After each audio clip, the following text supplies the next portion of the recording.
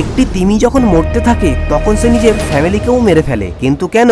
আসলে যখন কোনো তিমি ভুল করে সমুদ্রের ধারে চলে আসে তখন সে আর পুনরায় সমুদ্রে ফিরে যেতে পারে না। ওই পরিস্থিতিতে তখন সে তার পাওয়ারফুল ভয়েস দিয়ে ডিস্ট্রেস সিগন্যাল পাঠায়, আমি বিপদে আছি, কেউ তো আমাকে বাঁচাতে এসো। আর অন্যান্য তিমি এই আওয়াজ শুনে বাঁচাতে চলেও আসে, কিন্তু বেচারা তারাও আর ফিরে যেতে পারে না। তারপর ডিহাইড্রেশন, ইন্টারনাল ইনজুরিজ আর হিট স্ট্রেসের কারণে তিমি এক এক করে মরতে থাকে, আর এইভাবে একটা চক্করে 10 থেকে 12টা টিকিট কেটে যায়।